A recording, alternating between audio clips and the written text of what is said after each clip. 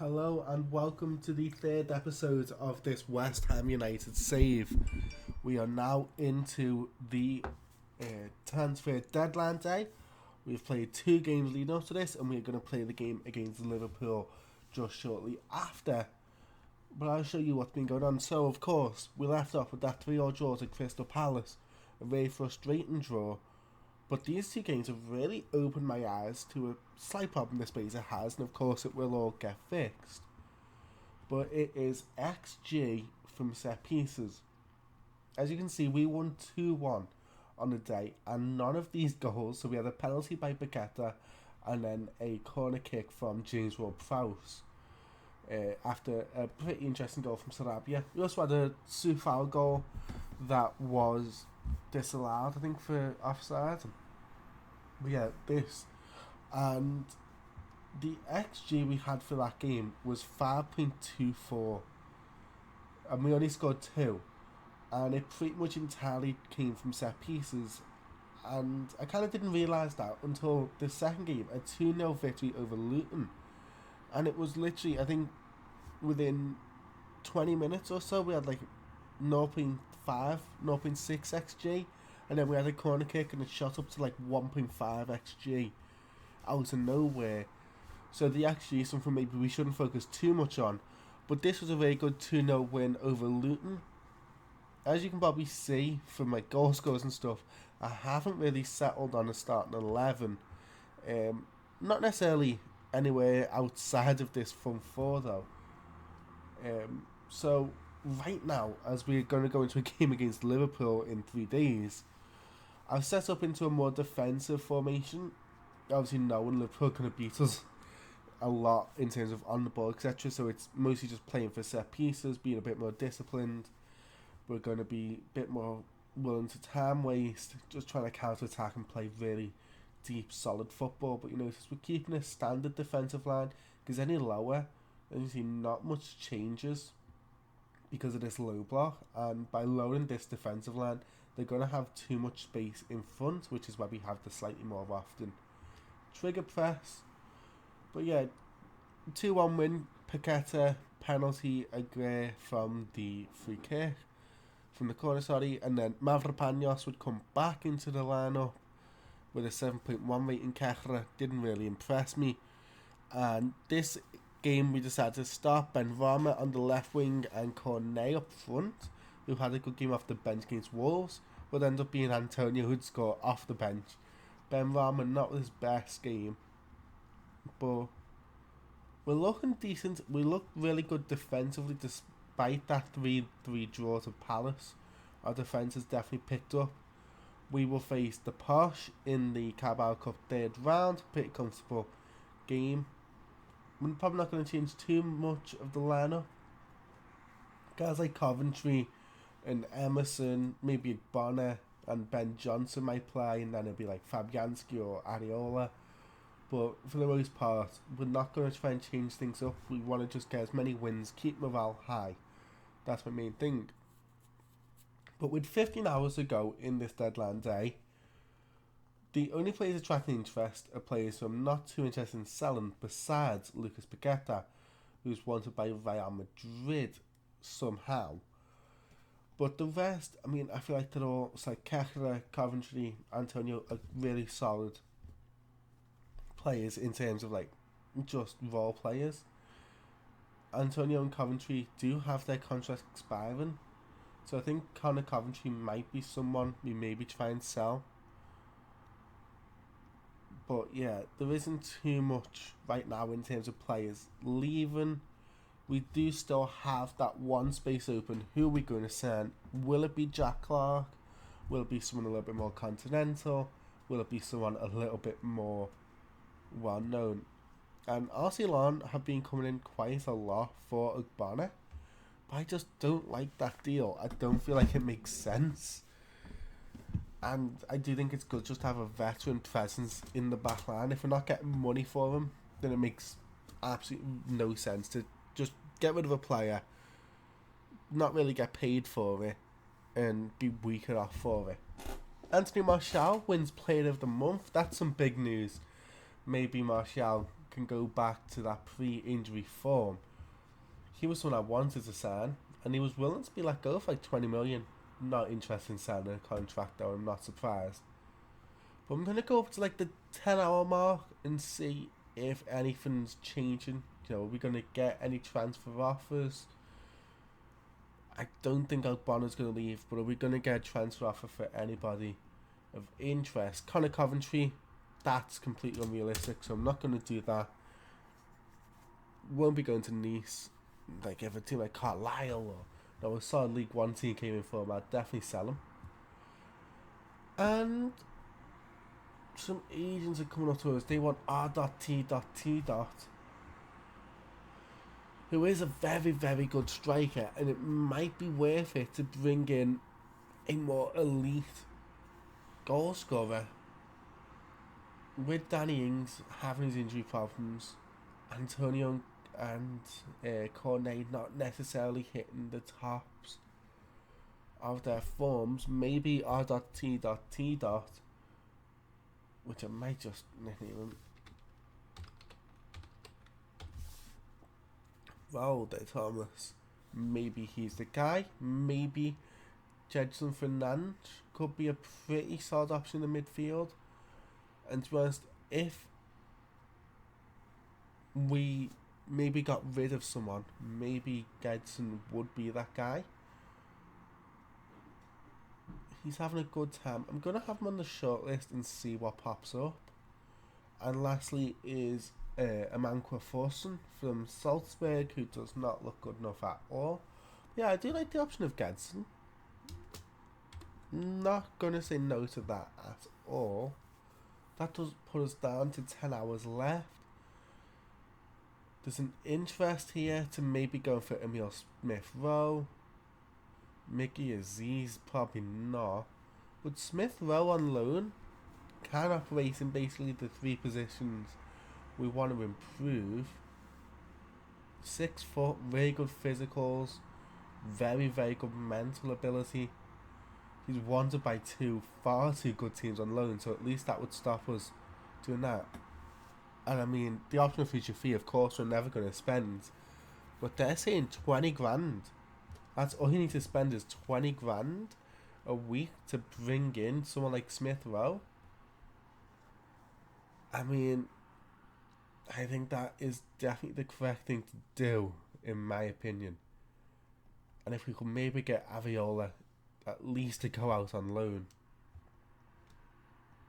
Well, hopefully, if we could sell Alphonse Areola, I will definitely look to sign at least one more very good player. And Smith-Rowe's reject the offer from West Ham, so we're not going to be bringing in Emil Smith-Rowe. If he goes to Bayern or Real Madrid, I'm going to be fuming because it's completely unrealistic. Some of the other things which I try and do is maybe look at the transfer list. Is there going to be something that pops up here? I have like this thing. I've looked through all these and I just don't see anyone who I'd like. John McGinn, I prefer Scott McTominay to him. Thomas Lemar, Stefan El Shaarawy is here, and like they're all decent players. They're all solid enough, but I don't think they make sense to improve the squad. And say not so like Tavernier or Bamford. And I don't like. Do you hold off on this like 40-50 million pounds we have to spend? Do you hold off on that until January, where maybe you have a better idea of what needs improving? You know, maybe we do play a bit more and we realise, do you know what, Ings isn't as good up front as we thought he would be, or maybe Benrahma and Paqueta, neither of them have quite performed at that level on the left wing. Is that maybe the plan? We just hold off? Because I want like that perfect player.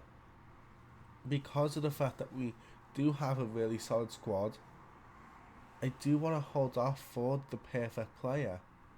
But I don't really see him popping up anywhere in my scouting. So stuff that I scouted was like expiring contracts.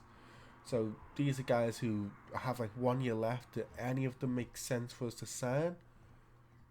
I do like Marcel Hartel, but he is 27 now. If he was 4 years younger, I might be a bit more interested. Dele Alli at Everton makes no sense. And then you look at the rest, and it's players who are like either were good or just never ever good. Like Jose Calderon. Why on earth would we sign him? I don't quite remember what this was for. But whatever the case, again, there isn't really anyone who makes sense. So the only other thing I can think of is obviously Vitor Roque is signed. I don't know why I was thinking of him. But maybe a younger striker. So if we say like, where's age? It's like the hardest thing to find. General. It's not. Oh, it is over here. Aged. Let's say like 23. And in terms of attributes I want like very good composure and off the ball and determination. We can work on like technical ability. So some of the players who come up are like Fabio Silva from Wolves, Evan Nelson from Porto. That could be a really smart signing. He's had a couple of really good years. I think he would want to make that switch into the Premier League. Strength, height, composure, or everything that you kind of want from your main striker is pretty much there. The issue is obviously his injuries. As you can see up here, his career's been hampered by recurrent thigh strain over the last year or so. So maybe Evan Nilsson?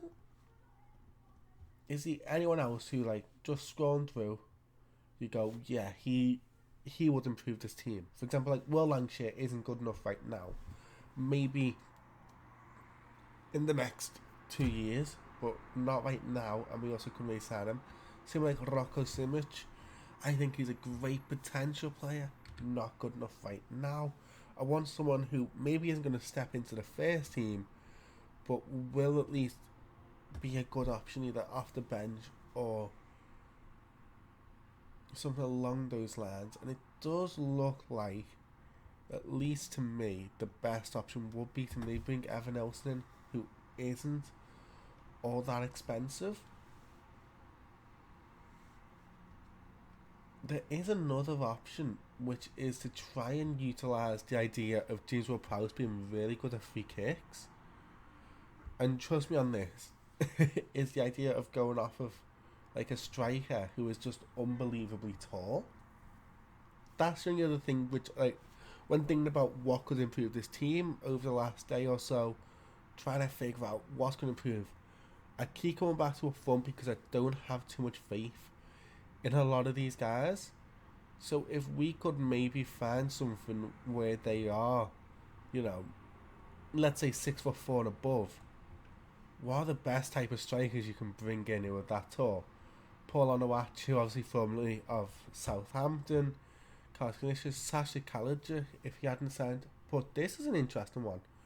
Joshua Zirkzee over at Bologna just moved from Bayern Munich after a solid time at Anderlecht. 22 years old, 6'4", really good physicals. Is a player I think would be realistic that he would accept a little bit more of a, like, last season finished 9th in Serie A, coming to a team that's trying to push for above down the Premier League with European football, can play, like, for me at least, can play the role that I'm exactly looking for. Those passing, the flair. I think that is our signing, Joshua Zirkzee. And let's see what we can get him in for. So I'm going to offer like 15 million. And then if he can score goals, I would happily try and like build that up. And then something along the lines of per appearance. So it's a bit over £20 million.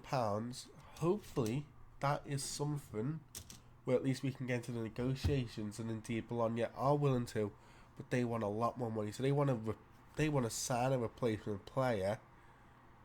Maybe it's Maxwell Cornet, but I don't think so. They only have 8 hours to do so.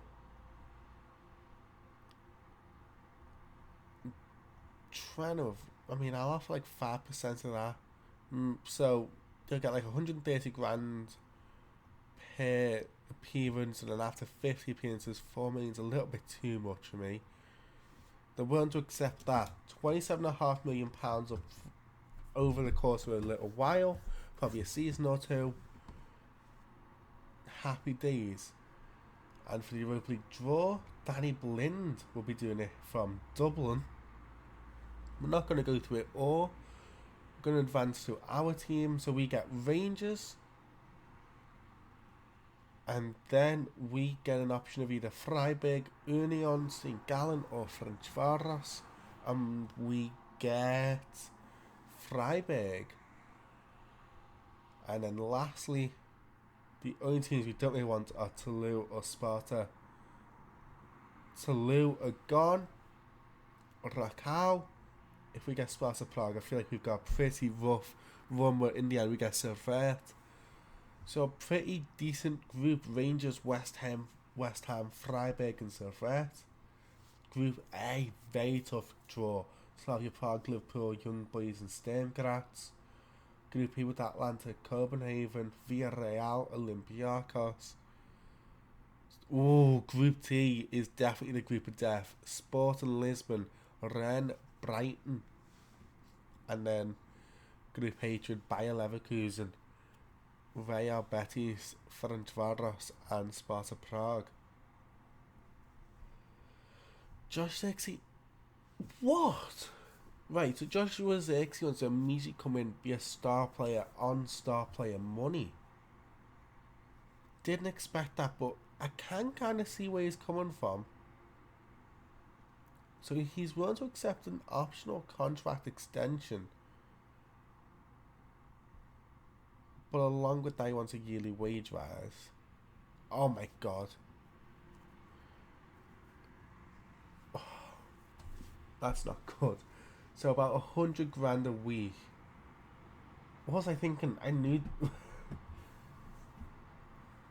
So it's got to be a one or done thing. Am I willing to pay 100 grand a week for a striker with 12 finishing?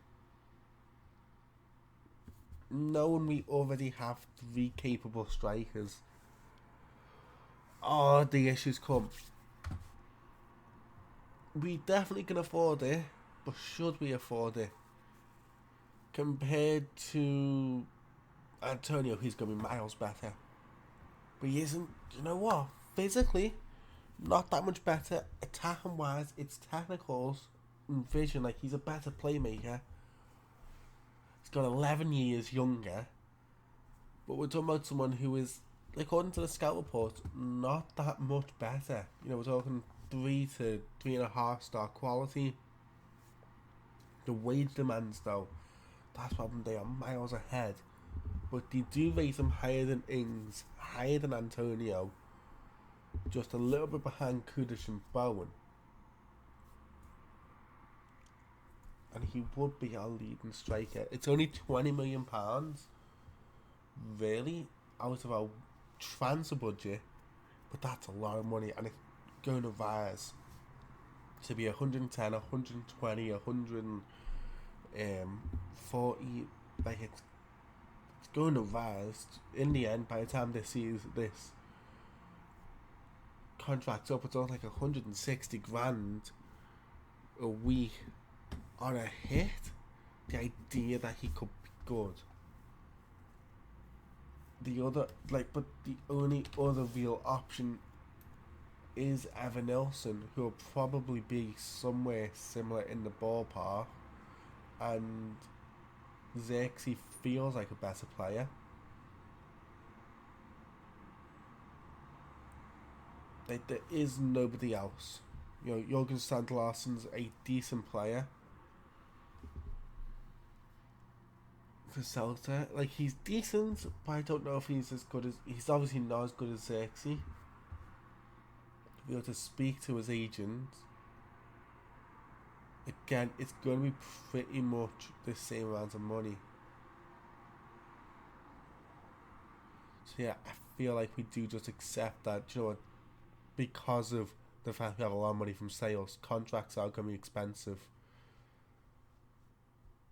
So I'm going to accept it. I am. I'm going to bring in Joshua Zirkzee as our big money signing up front. Is that EC Palace on? Chirivella's going to Wolves. 26 years old now, Pedro Chirivella. This is taking a lot longer. Kelechi Iheanacho could be going to Aston Villa. Maybe Kelechi Iheanacho is the player we bring in up front. Or, I don't know if he's even still at Leicester, Patson Daka. No offers for Alphonse Areola. Anyway, come on, can we get an intermediary? There is interest. A deadline of 30 days.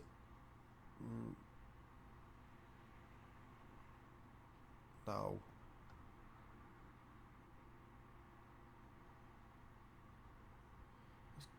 Really, we cannot sell him at all. Even for like 5 million. 30 years old. Solid goalkeeper. £5 million. Jacob Knightbridge will be leaving to Sunderland or Coventry. I actually realise I don't really care. Not going to make an offer for Strand Larson. Sorloth to Newcastle looks likely to happen. That is probably a little bit better of an option for me. Realising now the movements we're making, guys like Iglesias, Sorloth, R.D.T. They start to make more sense than I realised they would. So a few of our fixtures have been rearranged. Jacob Knightbridge has signed a new contract with us. Forgot that. They think we should sign Jamie Vardy. I don't think he'll ever leave. But Patson Daka is there. 6 foot, solid striker. Is wanted by a few really decent teams. Like, even if he's maybe not the best striker, 24 years old, we've got something that definitely works. But he is like he's ready to be beneath these strikers, but at least he makes sense up front. At only 24 years old, he would be just a solid backup who could play ahead of Cornet or Antonio. It's a lot tougher than it seems, just because you've got to try and figure out how good is the team we've got compared to the players we want to sign. Like, for example, with Patson Daka, I don't know if he's better than Antonio because of the fact Antonio started 2 games. So it's impossible to know if Antonio's good enough or if Antonio's nowhere near the level we need after 2 games. We've got to kind of... Oh, that's not good. We've only got 2 hours left as well. Maybe we go in for a loan deal for Patson Daka. He was willing to accept that. So we'll pay all of his wages and then up front next season spend about 16 million to bring him in. But that, not only would we be cup-tied, we'd also be forced into that.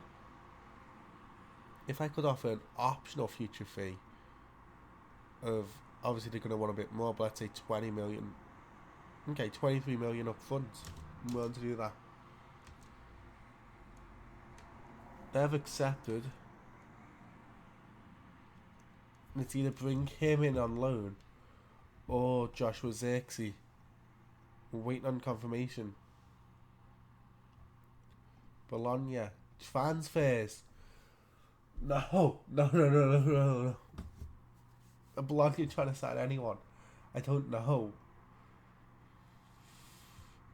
Oh my god. News. Come on, tell me something about Bologna. Not Monchu. 6 million for Monchu. Oh my god. We need to bring Monchu in soon. No.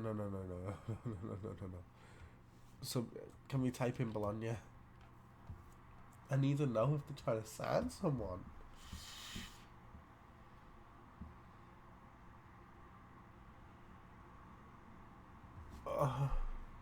There's an hour left.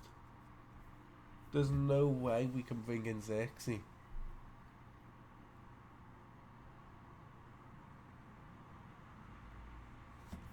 Oh, I'm gonna bring in Patson Daka, and if Xerxes was available, I'm gonna have a little cry. Because we keep doing the cheap signings. We keep cheaping it out, thinking we have no money. Yes, the Xerxes deal did fall through, as expected. We bring in Patson Daka. I'm glad I at least was able to very quickly realise the issue and change it. But that was stressful. That was not at all how I wanted it to go. But hey, we've got a 25-man team. We've got our strikers. We've got everything we needed. Yes, we've spent cheap. But it means in January when we have a better idea of how good or how bad everyone is,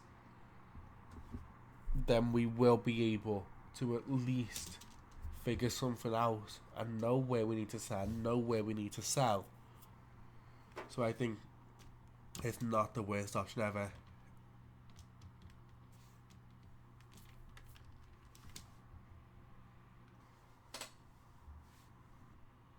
Okay, so we are back with the game against Liverpool. As I said, we are going to be playing in this slightly deeper position now. I'm going to bring off, I'm going to say Ogbonna. Feel comfortable having at least Kaka there. Don't feel like we need another centre back. So it will be Kudish up front. Pretty solid team. Gonna see how Kudish does up front on his own, but I'm not expecting much going forward from him at all. The main thing is just let's hope we don't concede too many against Manager of the Month. So I'm assuming top of the table, Liverpool. Their squad looks exactly how you'd expect. Wataru Endo holding things, no new signings, apart from one on the bench.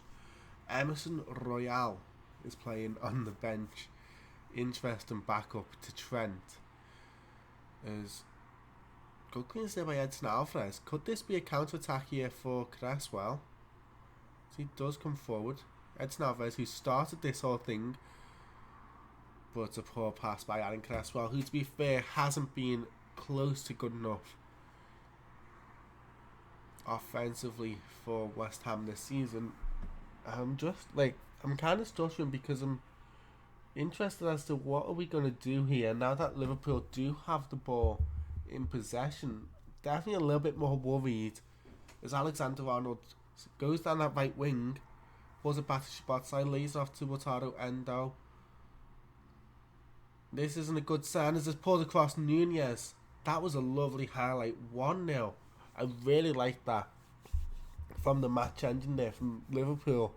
So it started off as a corner, cleared away, and then we see Liverpool slowly build up. Really, really good build up. Love that by Wataru Endo. Could have been better by De Gea.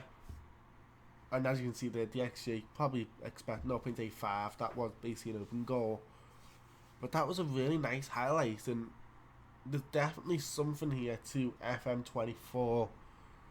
I'm assuming when the full game comes out, I think it's the 10th of October, this game's going to be really, really fun. The highlights are so much more unpredictable. There's definitely a lot more going on where you don't quite know if someone's going to score or who's going to score. And Jab Bowen's bit of injury, so Lucas Paqueta is going to come on to that right hand side. Hopefully he's alright there. Is a little bit more familiar for him. I've not been the biggest fan of Jab Bowen, but I think I'm expecting too much of him. I'm expecting him to be, our top goal scorer and assister, and to be scoring assists in every game. He's got an assist in his 3 starts. Salah's going to make this 2-0. De Gea could do nothing to stop that rocket in from the right hand side. But yeah, obviously Ward-Prowse and Kudish, they've been so good. That players like Bowen kind of not realising what they're doing for the team. Well, I'm liking it so far. We are 2-0 down to Liverpool before the end of the first half. It looks like that is how it's going to finish out. But there is one last highlight. Liverpool looking to make this 3-0. But Edson Alvarez, he's done really well forward. Souček wins the header. That's why he's there, to be a physical menace. But Szoboszlai makes it 3-0, and that was really, really easy, if we're all being a little bit honest with ourselves. Yeah, that was almost too easy, if I can be critical. Van Dijk picks it up here, and look how many players we have in front. And it's one pass, and it splits us wide open. There was nothing that should have threatened. So we go 3-0 down. We may as well switch back to the formation we are more comfortable with, which is this, allowing Souček to maybe come off. He's not been great. Kuda's going to play there. Going to bring in Patson Daka to play up front.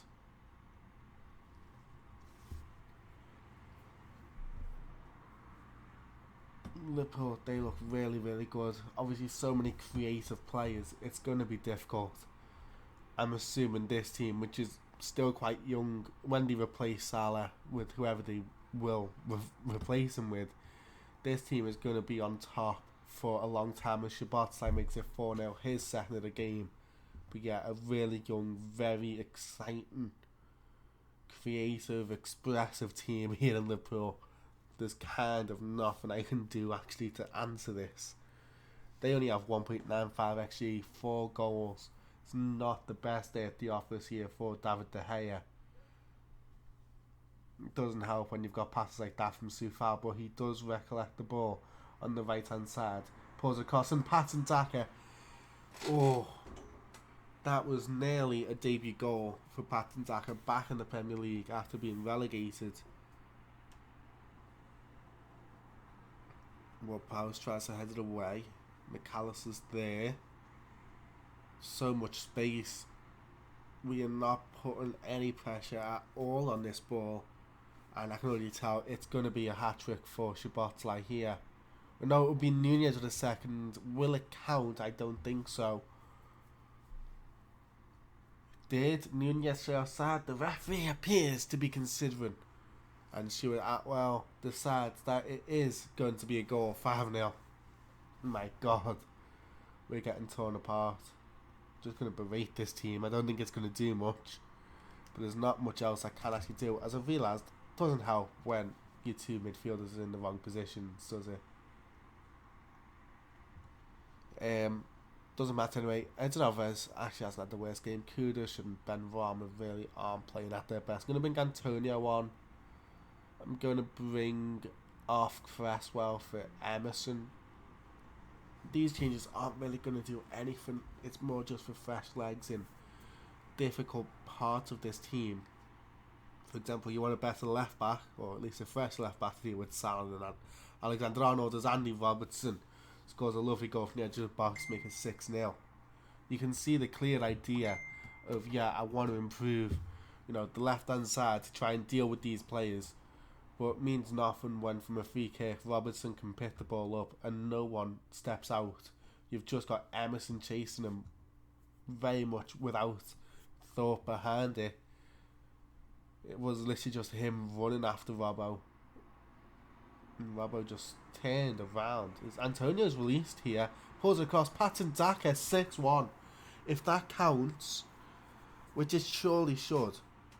Antonio would no reason he'd pass to an offside player. With that space, it is awarded. So Patson Daka scores his debut goal for West Ham. Antonio with the assist off that left hand side.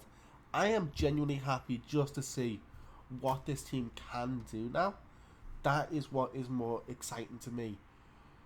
We knew we were going to lose to Liverpool. Yes, we've been perhaps pulled apart too much. We should be doing better than we have. But this is just a sign of how far behind the quality we have. And don't worry, guys, we have Man City next, so I'll have to deal with that myself without you guys as my support. But of course, we're going to be suffering. We're going to struggle. Hey, we scored a goal. It was a nicely worked goal. And Daka gets a goal for his confidence off the bench at Anfield. Gets his first goal as Salah. Great save by David De Gea, who is having a 6.1 rated game. but I don't feel like much of that is even his own fault. So our final change, Kekra comes on for again, just to give Nayef a little bit of time to heal up, kind of stop him getting too embarrassed. But it looks like this game's going to finish 6-1 to Liverpool, outclassed completely. But I'm leaving that match with a bit of a smile on my face that, hey, we scored against a Liverpool team that was simply too good for us, and we still got a goal. So yeah, not much that can be said. Jav Bowen's injury was nothing, so he'll be back for the game against Manchester City. And by the time we get there, there's some other good signs, as Todibo is going to be probably about a month away, and hopefully Danny Ings will also be closer to a month or so, month and a half away from returning to fitness. Really happy with that news there, as our two key players out injured hopefully will be back in time for us to start to really kick off into these bigger, more important games in the Europa League, as we have a rough run of fixtures here. This November season is not going to be fun at all. From sort of late October into the early November, that's not going to be easy. So it'll be good to have those players back in time. Anyway, thank you all for watching. I'm going to save this so you know I'm not going to go back and change things and make us feel a bit happier. Have a good day. We will be back. I'll check just now what game we'll be back for. Going to try and go a little bit further into the season, so probably this Freiburg match. I might do a double header between Freiburg and Newcastle, or I might just do Freiburg on his own and go into the game with Chelsea and Rangers. So that'll give us a bit better idea of where we actually are in the Europa League. But almost certainly we will be back for the Freiburg game. See you all. It's been a pleasure.